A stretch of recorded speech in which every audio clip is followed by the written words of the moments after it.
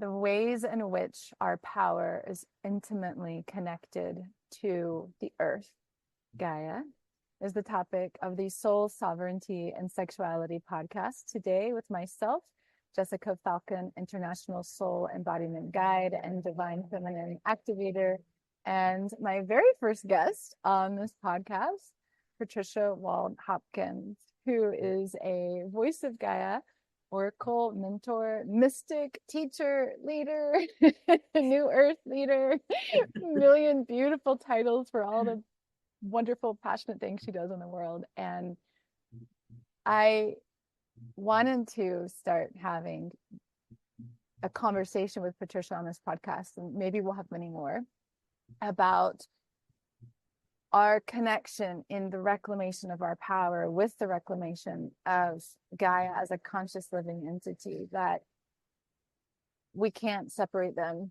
And there are many other people I know that I could have this conversation with that really connect to Gaia in that way and have a passion for helping others reconnect to her. And partly this has been my own journey of, in my own reclamation of my own power and my own sovereignty, my own truth.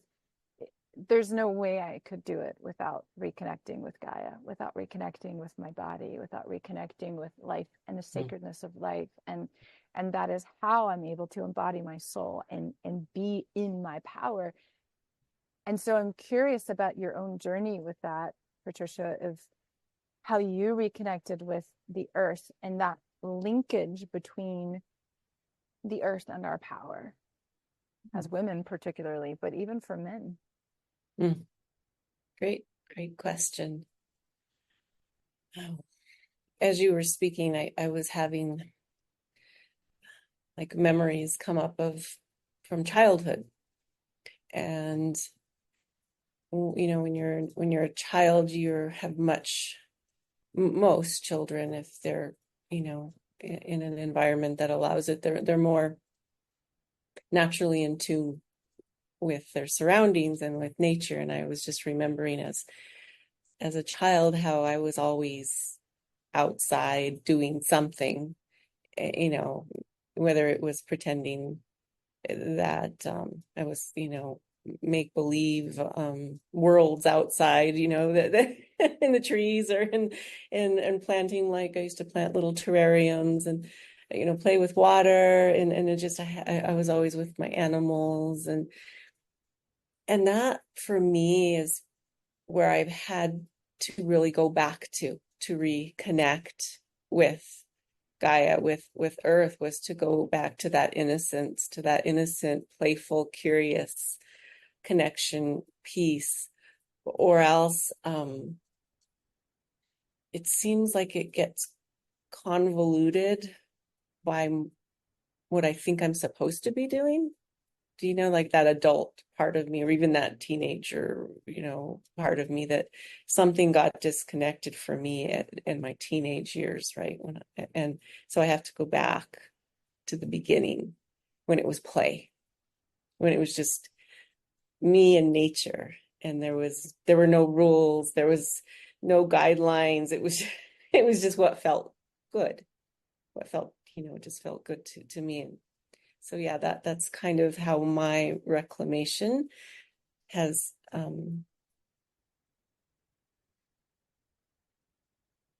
begun. And to be honest with you, I'm still in that phase of reconnection through curiosity and play.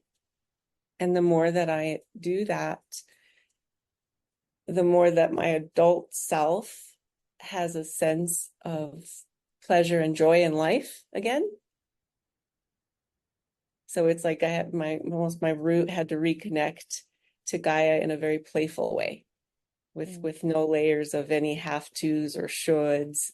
And then that's like opened up my adult self, that channel of my adult creativity, from the earth to my womb, to my heart, to my voice. Like, it's playful, it's light. And that doesn't mean that there's not some more fiery aspects to that feminine power, but it has begun for me with reclaiming play. It's so interesting because what you shared made me want to, one, clarify that when we talk about reconnecting with Gaia, that assumes that we could ever be disconnected from her. And so I just want to clarify for the conversation that when we're talking about connecting, it is bringing our consciousness to her, bringing our consciousness to the ways in which we already are one with her, bringing our consciousness to the ways in which she already lives within us, and that we are already one with her because we can't actually be separate from her. Right. And so it's a process of remembering. Maybe that's a better way of saying it. Remembering our innate connection. Because for me, I had a dissimilar experience from you in that I was disconnected from the earth growing up, and we lived in cities, we lived in apartment buildings. There was a lot of pavement, there's a lot of concrete, and I would, of course, try to find, the little creeks and the little places that you could go. And back then, kids could just run around freely and no one cared. It didn't matter where you were. And so we would play over creeks. And I remember the very first hike I went on as a young teenager and loved it, loved it, loved it. It was like a 5-mile hike and it felt so amazing, but that was it. That was the one hike.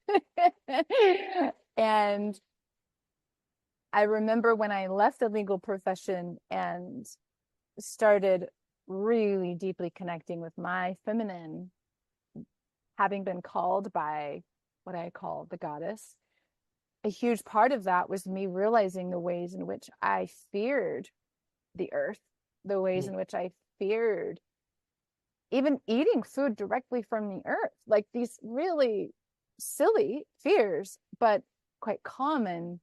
Oh, is that safe? Can I do that? I'd only bought food for the grocery store growing up, and I'd only bought food that was prepackaged and cleaned already, and all of these things, and just connecting more with her.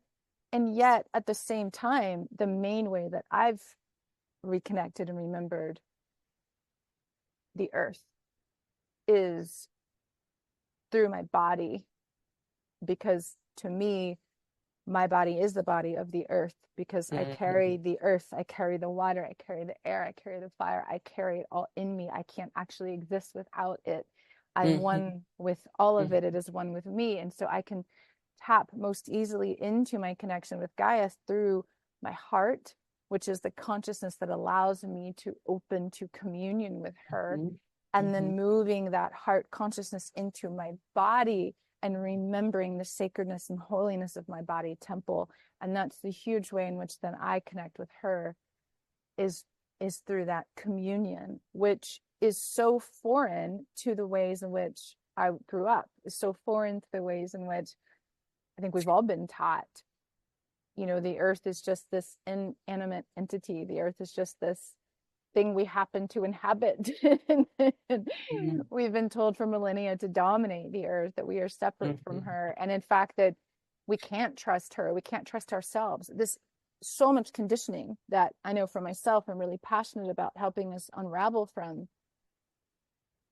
How did you start to unravel from that?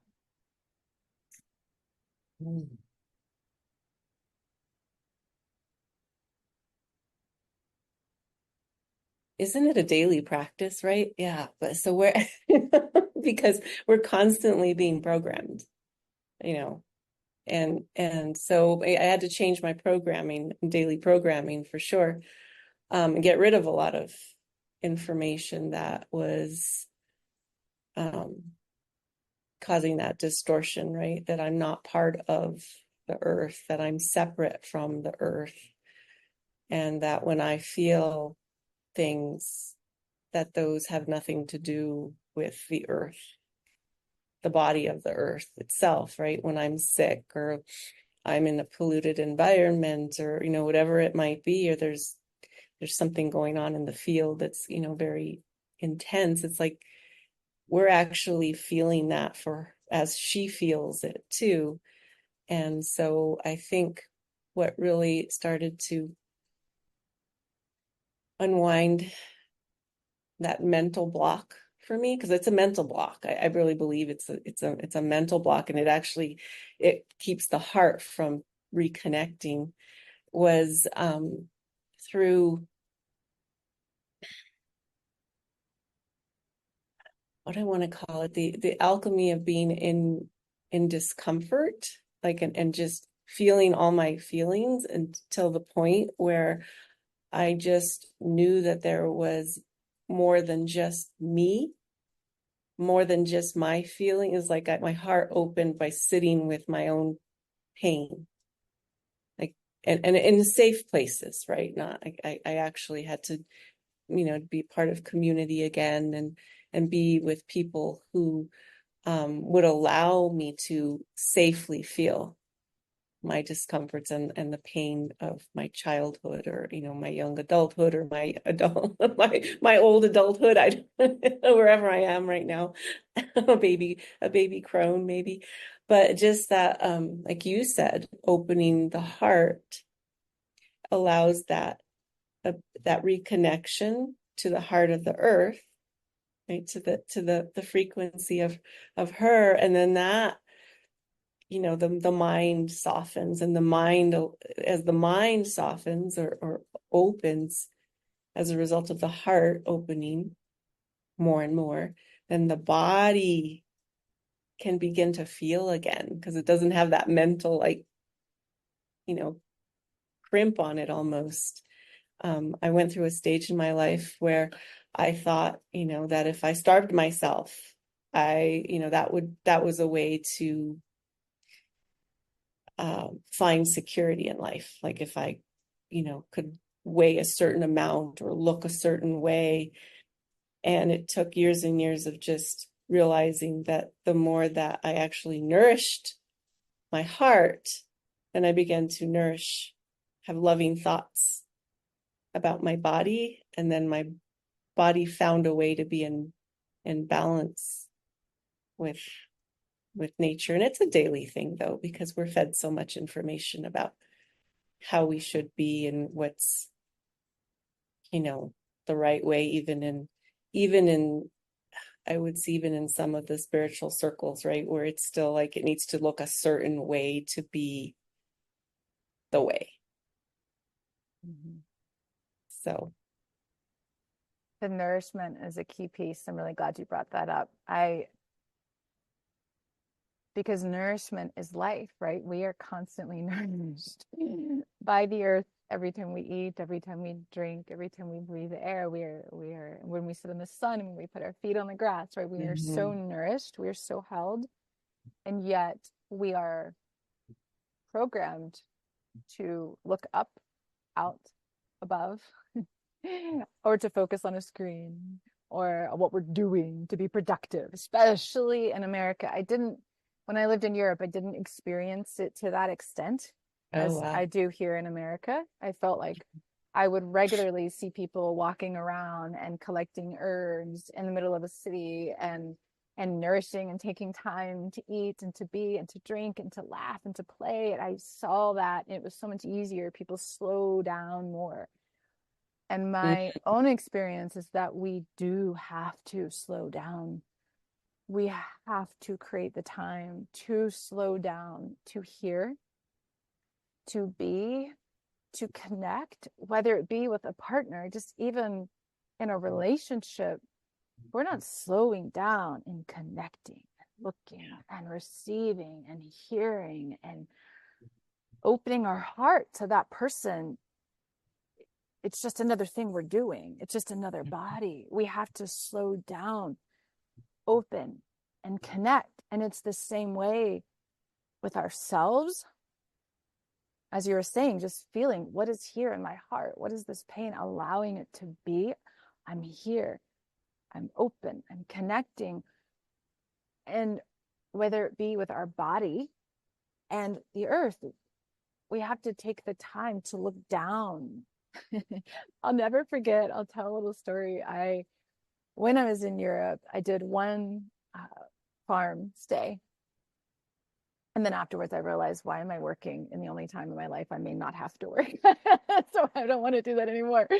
But I wanted to have the experience of working with the land. So for a couple of weeks, I was at an organic farm in France, and I was working on the land. And anyone who's ever grown their own food or farmed knows that it's a lot of physical labor. And so day in and day out, I had this one particular project where I had, don't remember the name of the tool, this big metal tool with like claws, like a rake, but metal.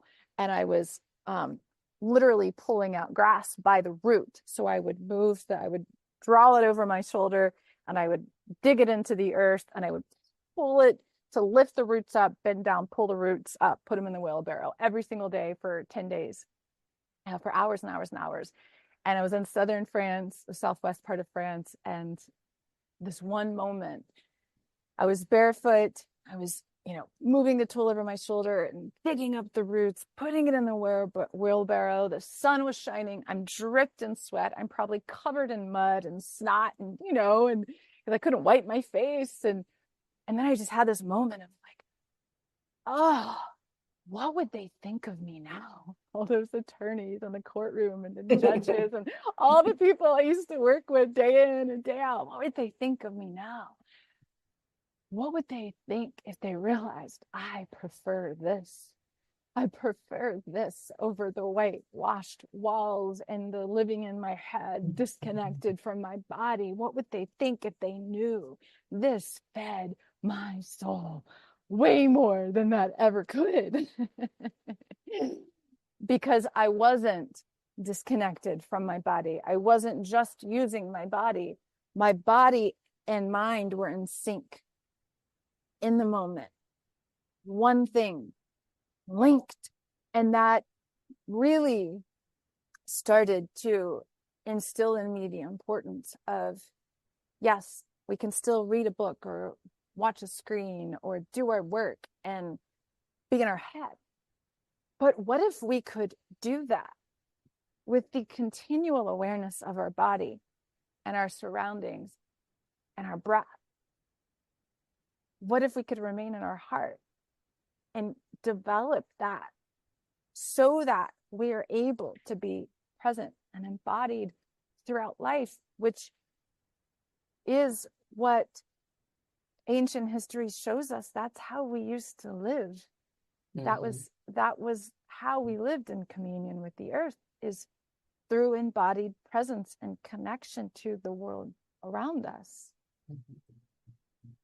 Mm-hmm. Beautiful. Beautifully said. Yes.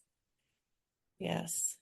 And I was thinking, as you coming to the end of your sentence there, because I still work in my head a lot during the day, right? In the environmental work that I still choose to do. And I had to create daily rituals and practices to remind myself that's like a function that I have. Like, I can do that, but I have to come, back in and never overextend my body, because I'm like living in my head, right? And so like I will stop in the middle, at the beginning of the day or the middle of the day, and at the end of the day, doing, breath work, but through, the Kundalini yoga, and like bringing my heart and my mind back into balance, and just bringing myself back in, because not all of us are at a point where we can stop doing, or we choose not to stop doing a lot of the things that take us into our head. But if we can always remember to come back in, it's like going underwater, right? Remembering to fill yourself up, go do what you need to do, and then come back to what is real, right? To your regular existence, which is in connection with the earth. But I think that it's a hard journey for many. I watch my children, and I hope that they watch me, but, come in and out of that, because school systems are still very much about the head, being in the head all the time. And I don't think that's the way of the future. And I don't have an answer how we're going to get from there to there, but I can see that it needs to change. Definitely. Yeah. We can't experience ourselves through our head. And so, part of at least the historical transition away from the earth as a conscious living entity was very intentional belief systems that, as you mentioned earlier, we have to do the work to release all of that programming that we've received for thousands of years and that we continue to receive day in and day out. I mean, technology, I'm grateful for the ways in which we can have this conversation because of technology. And I'm grateful for the ways in which technology connects me to my clients around the world and to research I couldn't have otherwise found, to people and connections I couldn't otherwise have. And it can also, when we rely on that instead of, or in lieu of, also doing the inner work to connect to our body and our environment and our food and taking the time and creating the space, we have to intentionally create the space.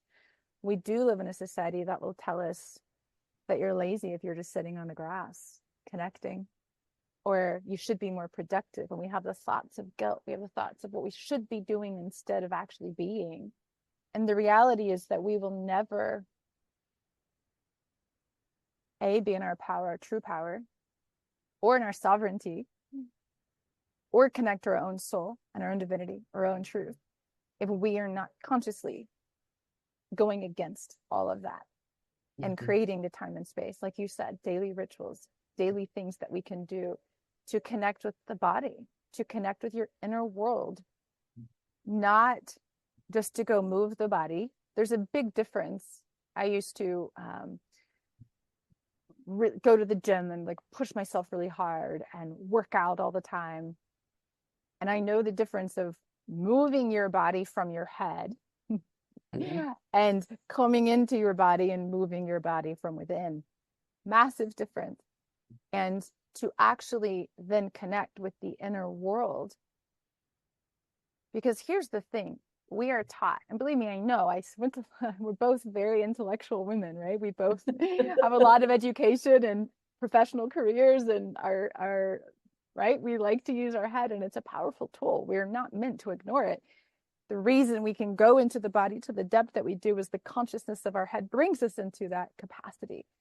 We're meant to integrate them. And we will never get out of every great inventor. I'll say it this way, every great inventor, even Einstein, like all of them will say that all of the inventions and the revelations came from being in nature, from just sitting, from just being. We could, if you want to live like a mouse on a wheel going around and around, great. That's how you can live and live from the head up. I used to live that way. I remember the moment sitting in my office. I'm like a mouse going on a wheel, round and round and round, and I'm never getting off unless I choose to get off. And I choose to live my life differently. And we have to choose that, create the time for that, if we want to live a soul-led life. And the only way we can live a soul-led life is if we're connecting with life itself and the nourishment of life in our bodies. Yeah, that's so important. As you know, we were talking in the beginning about the accessing the power of our, the feminine, or even if you're masculine or a man, you have that connection to the earth. And if you think about what beauty could be created on this planet when we're fully connected to that resource, we're allowing it to completely flow through us.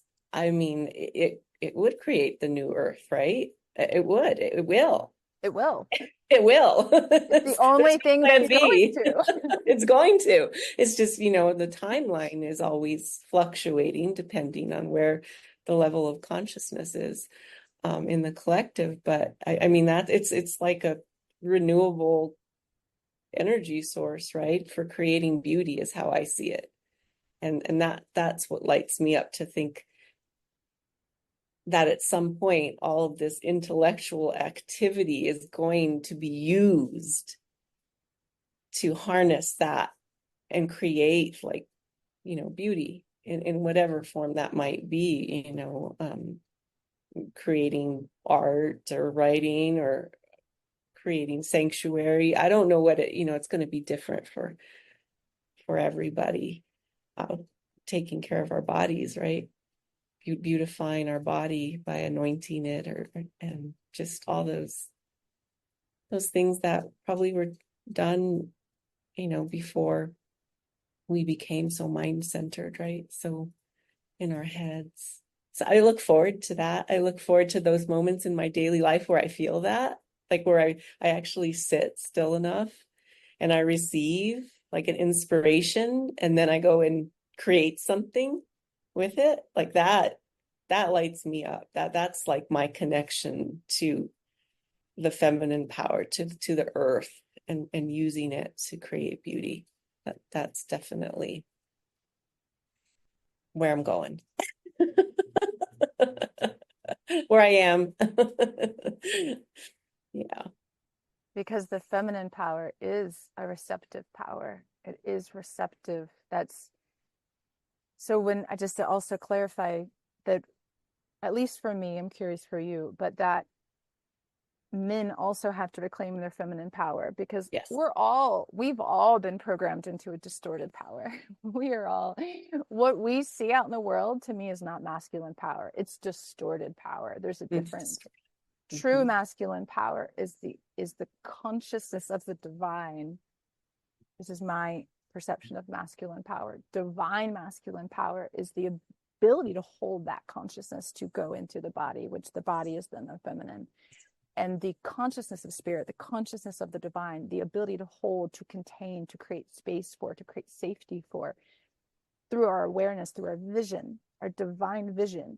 And that is the divine masculine, that then the divine feminine is our life. So we bring the consciousness of the divine into our life. And to me, that's the bridging of the feminine and masculine. And we can't actually have one without the other. So in order to come into our feminine power, which is a more receptive power, because you're receiving the wisdom of your body, you are receiving the wisdom of the earth, you are receiving the wisdom of your heart, you are receiving life, breathing into what is and transforming it through your consciousness, aligning it to your divine truth. And you can't even receive the feminine without the consciousness of the masculine creating that space. And so we have to reclaim both masculine, feminine energy as divine to come into wholeness, to come into union.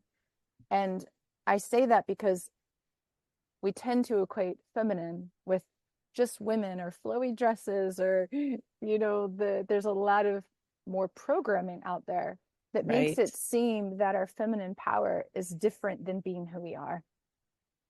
And that there's an image we have to achieve. There's something we have to do. My own journey of coming into feminine power has nothing to do with being anything different than who and what I already am. It's coming deeper and deeper into the truth of who I am.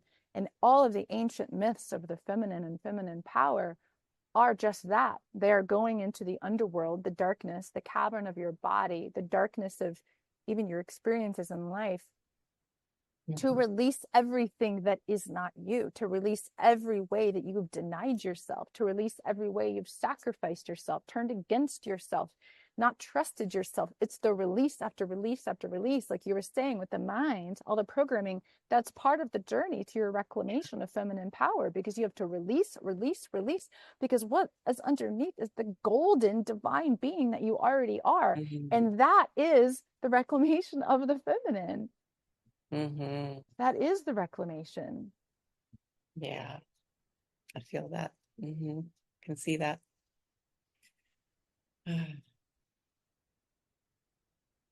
I'm feeling that. I'm being in a moment of silence to absorb that transmission you just shared. Yeah. And we can all just take a minute to be in our heart, because we don't receive this through our analytical mind. Mm. We receive through our heart by just dropping in. Mm. That's how we receive. It's like remembering these little pieces. Yeah. And one thing that I love about having this conversation with you is that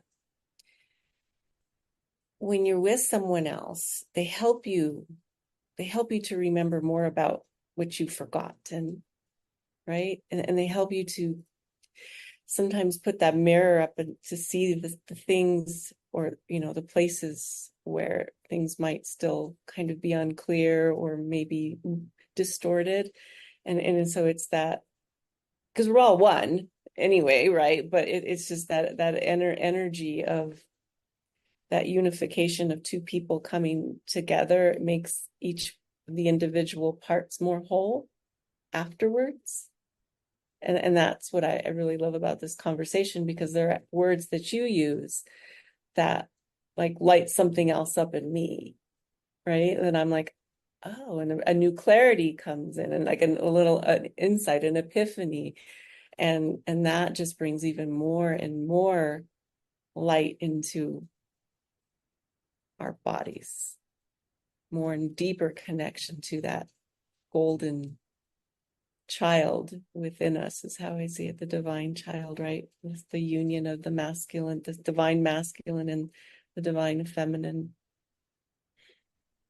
So I really, really appreciate this conversation. I really do. Me too. Thank you. Yeah, it is true that we help each other remember, because we're not like we have to go do or become something different to connect with those parts of ourselves. We are all collectively remembering the earth was already worshipped at some point. Not worshipped in the way that we tend to think of worship. I think now, because of religion, we tend to think of worship as placing something outside of us above us. And my own experience with the earth and my own remembering, and we're all going to remember different things based on our own soul lifetimes and our own experiences and where we come from. And my own remembering is that she never has wanted to be placed on a pedestal. I don't even like to use the word goddess, because it's so misunderstood. I certainly don't worship the goddess, but I revere the goddess in all things. Here. Mm-hmm. Which is the life force within all things, that impermeable substance that permeates all of life, that allows us to exist, and the reverence that I have, and the great mystery that, believe me, my mind would love to understand all of this. I still don't understand it at all. I will never understand, why are we even here? Why are we even doing this? Why? And one of the things I don't understand is, okay, so we were all connected to the earth and to the elements, and there were oracles, there were priestesses, men and women revered the goddess, the earth, Mother Earth goddess, in so many ancient civilizations for so many thousands of years. And then, yes, I can understand historically there was a shift in belief systems, and then all of us were killed, and those civilizations were destroyed, and there were natural disasters, and the earth shifted. And why all I do know is that we're being asked to come back, that we are being asked to remember those gifts and abilities, because that is how we create the new earth. And I want to hear from you also about this. What does new earth even mean, right? And how do we create that new earth? Because even that, I feel like, is widely misunderstood, that this new earth is something that somebody else is creating or outside of us, right? Versus the consciousness shift that we create. So can we talk about that briefly? Yeah, sure. That's a great question to deepen into. I think that my awareness of it has shifted over time from the very, superficial one of, yeah, it's being created on the outside, right? We're going to like suddenly transition into a new, 3D planet, right? It's something, we're going to have a huge cataclysm and everything's going to fall apart, and then the new earth is going to emerge out of the ashes and the destruction or whatever. And I think as time has gone on, again, the deeper that I went into my heart and into my own being, I realized that the new earth was actually in my heart. Right? And it was just that way that the way that I connect to the life around me now has shifted. And I truly believe that the more strongly that I can hold that frequency or that vibration of love in my heart for all things, as us being all one thing and loving every single part of that one thing, it begins to be a mutation around you, right? And it shifts the energies around you, and it starts to awaken the others' hearts more deeply. And there are so many people right now whose hearts are on the verge of just breaking completely open to that frequency. I mean, I can feel it. I mean, that's why we're having this conversation and I'm getting full body chills, is because we're there. We're at that tipping point now. So it's in here. It doesn't really, what's out there is a projection of what's in here. And I obviously still have some work to do. But that's okay, right? I'm okay with that. So that's how it shifted for me, from this make-believe world on the outside to just a sense and a feeling that's in here, deep in here. And what would that feeling shift to be if you were to describe, because I have my own perception, but I'm really curious of yours, of, okay, your heart, you've tuned into that frequency of, quote, the new earth. What is that frequency? Yes, the love. What does that shift for you? What does that change for you? How does that affect your life? Gosh, and I imagine it's different for everybody, but for me, it is like, it's just this deep, and I have to use a sound almost because I don't know if I have the word, but it's just like, it's just so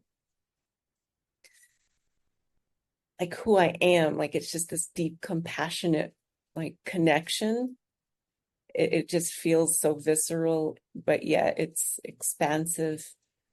I don't have a word for it except that I feel it fully in every single cell of my body. It just like I just I want to, like, maybe it's Kundalini energy. I don't know, but it's this feeling of vibration throughout my whole body, but it's deep.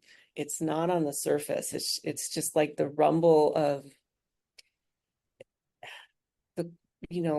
a volcano coming up to the surface, almost, that just this magnetic quality. And I also feel the like a deep, there is like a lacing around some of my work that is processing sadness or grief. And so when I feel that, I also feel everybody that is not there yet. Like, I feel it. It's a tenderness, but I'm not afraid of it, if that makes sense. Mm-hmm. Just being present to it. So I'd be curious what your experience is. I mean, that's where I'm at right now. It may change over time, right? It probably will. Mm-hmm. Yeah. I also feel it in the heart, in the frequency of the heart. And it's so deep, it's hard to describe. It is more of a deep, I'm in union with me. Mm-hmm. I am in union with me, my truth, my soul, my divinity, my body, with life. I'm in union, and it just brings tears to my eyes. Mm-hmm.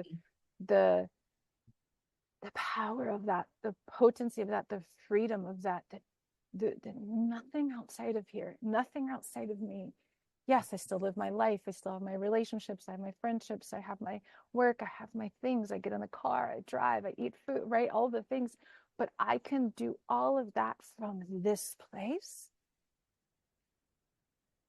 And nothing can take that away. Like nothing can take that away.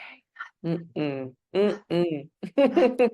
have full body chills. It's like, it's that anchor, like, Yeah.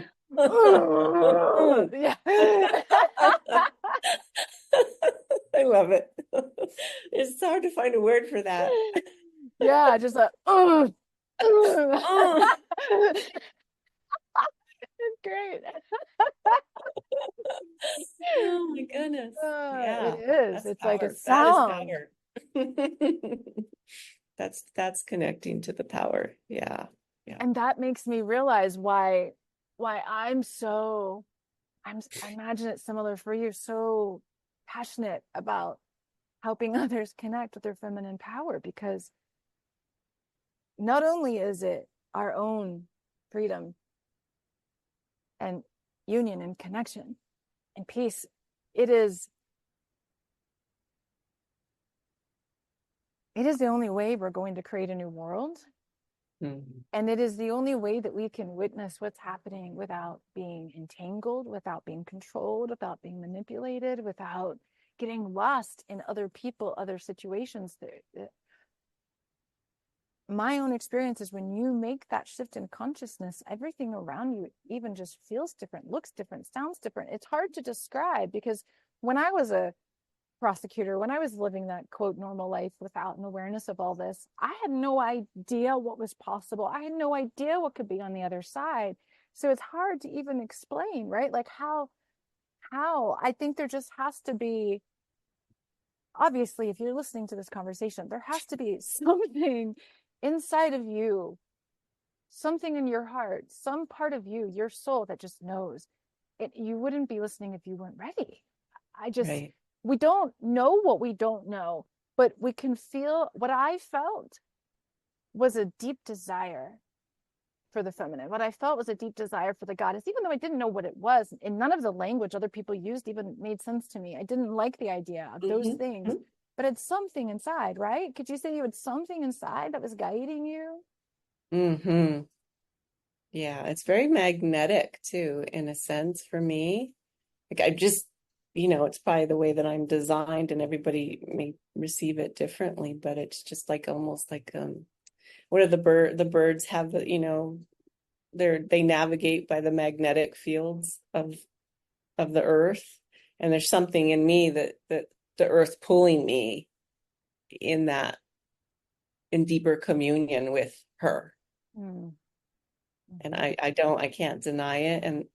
And whenever I go out without any agenda into nature, I mean, I'm just ecstatic. I mean, my body's just like so lit up, and I'm not like a crazy person or any, like I'm not dancing around, screaming. I'm just like there, like vibrating, like, yeah, this is it. This is it. This is why I'm on this earth. So if everybody could feel that, at least once a day, maybe all day long, would be awesome. But just to remember, like that is it. It's that communion with unbridled, unhindered connection to everything around you that is her. It's just beautiful. And if I try to bottle it up and explain it to somebody of how I get to that point, then I lose it. So I think it's very unique, right, to everybody. Like, yeah, I could go sit in the wind, just sit in the wind under some trees, and I'm there. And that might not do it for someone else, but for me, that does it. Like, and I'm there. Because your heart is there. Yeah. I'm fully present, right? I'm fully present to the power and the awe, like, of that power, the power that's around me and in me, if I let it in. And it's hard to explain. I just feel it. And I think sometimes when I try to use words, I might confuse it. So I just like to stick with, the vibration and the quality of my words. The way they sound is probably more an indication of what I'm feeling than sometimes the actual words that I'm using. It's beyond words, right? It's beyond. Because the feminine and the reclamation of our connection to the earth and our power is an embodied experience. It's not a concept, it's not an idea, it's not something we think. I know I thought it, understood it, but I didn't experience it, right? And so that is it. And as we start to wrap up today, what I'd love for us to share the ways that we support people to experience that, to embody that. And so if you want to talk about what you offer to help others actually have the embodied experience of that, because it's one thing to have this conversation, and I hope that there are transmissions in which you can feel and parts of you are being activated and remembering. And for those who want more, right, we have offerings, so I want you to share what they are. Oh, thank you so much. And I just want to say this has been a wonderful conversation. And I think a lot of the more that I do the work, the more that I realize that a lot of what I do is help people untangle from their mind so their heart can open and so that they can begin to be fully in their bodies. I mean, because I was such a mental human being for so long, I get it. And I'm like, I can see it and I can help untangle it. And so the work that I do is eventually to bring people into balance within their systems of the body, the mind, the heart, and the spirit, and connecting to Gaia so that whatever they create, whatever they speak, comes from that place of unity consciousness to create, to be a voice of Gaia, which speaks beauty into the world and speaks that new earth frequency. So you're leading from that place of creating beauty rather than something else. And that's kind of it in a nutshell. My elevator speech. I love it. And where can people find you? I'll put everything in the show notes, but oh sure. It's quite easy. My website is patriciawaldhopkins.com. No hyphen in between the Wald and the Hopkins, and everything is spelled out there for you on the path that I take people on as a voice of Gaia. Beautiful. Thank you. Yeah, it's been a real pleasure. And I'll make a quick note about 2 upcoming events that I've got. One is the Enter the Holy Temple of You to reclaim your truth, power, and sovereignty. It's a free ritual of reclamation, which is all about turning your heart back to your body, to yourself, to the earth, to remember, to reconnect. And that's a free offering. It felt like I tuned in with Gaia for a long time of what will best serve. It feels a bit like the beginning of the Divine Feminine Power initiation that I have coming up. It starts September 27th. It's a 7-month initiation. But it's meant to be for all those, whether you move forward with this or not, a real turning point, because I feel like we're at a turning point collectively, as we started to talk about earlier, of where are we directing our heart, right? Where are we directing our energy? Is it to out there? Is it to the world or the perceived chaos or all the things? Is it to what we're told? Is it to the programming? Or are we turning our heart, our energy to ourselves and our own truth and our own sovereignty and our own soul? That's to me the question we have to ask ourselves, because when we turn it back within and we reconnect, that's when the magic happens and we get to live on a different plane of existence, literally. Literally. Literally. What a wonderful set of offerings you have. That's beautiful.